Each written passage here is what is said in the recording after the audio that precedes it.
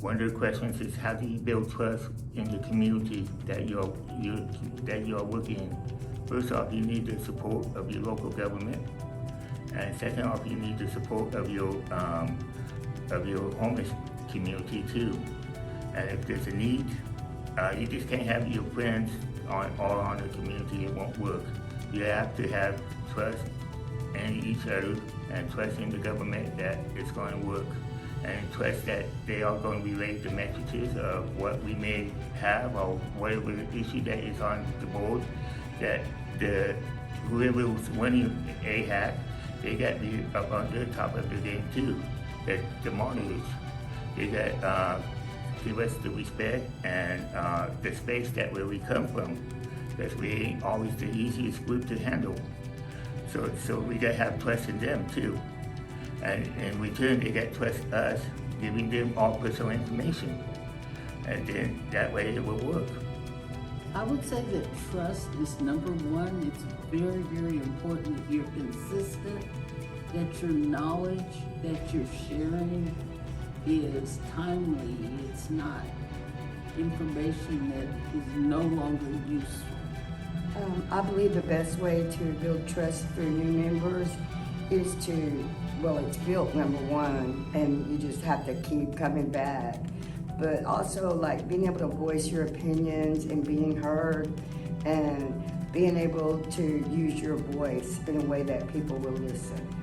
Building trust involves understanding where they're coming from, and like I work for the Challenger Street newspaper, and something my editor always says is seeing the person where they are and understanding the whole person and understanding where they're coming from rather than engaging in punitizing action of their condition or the promulgating circumstances of their condition.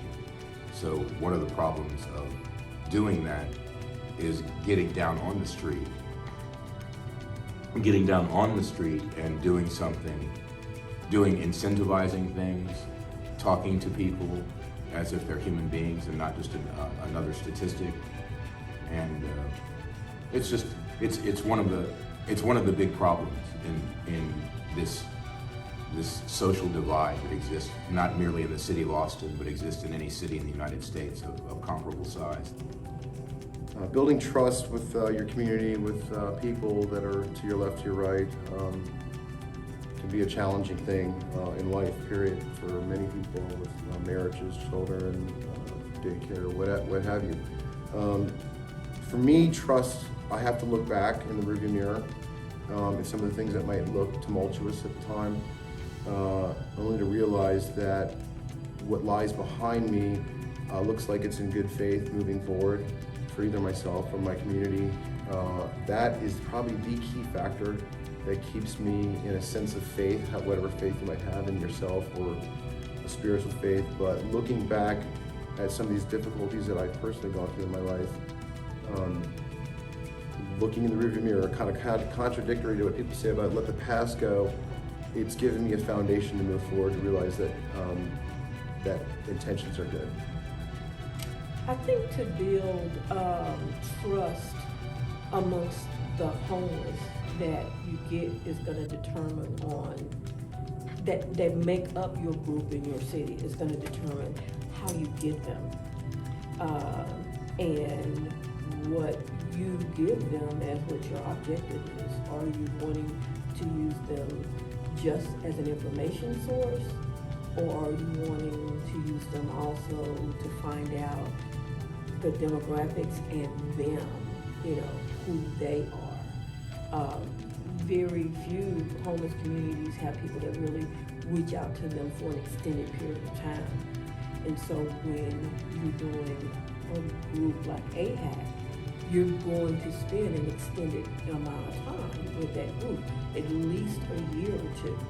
When our inception, the first year, was all about finding out, well, who are the homeless in our community? And it was interesting. I always ask, did you all pick and choose and say, okay, make sure you send me a veteran, or make sure you send me a lady who's been abused, or make sure you give me someone that you know, has come out of prison and they're trying to, you know, adapt and adjust in the city, you know. And they said that, well, no, they were hoping for that and they were going to shoot for that if they didn't get all the different types of people that just really make up the services that they provide. But they just really reached out to service providers and said, if you have someone that you think might be interested and would be willing to make a 2-year commitment, send them our way. And it just so happened that when our group pulled together, that first day, we represented every single group that's a major group within Austin. And of course, some of that came from every service provider responded. So since they did, then you really did end up having someone that reflected, you know, the majority of the community. And then we had a couple of add-ons that came. And so I would say really maybe reaching out to their service providers, because the service provider's mind sold me on the idea, you know, and that, you know, you have to think about, well, what you're going through you may not see any benefits in it, but you may be able to help other women that's in your category. And you don't think about that because you'll find purpose in what you're going through. Like, oh, okay, all right, so I don't have to kick the neighbor's dog today. You know, I'll go to the meeting and see what they're really about. But I think getting the service providers to really sell the idea that you have an opportunity to enlighten your city, you know, as to who you are, who is your group. Because pretty much every one of us are going to fit in a group, you know. And then once you pull your group together, I think is just as essential for the workers that's going to work with them to build rapport, to want to get to know them, like their case management from their service providers do. They know their names, they know where they sleep at, you know.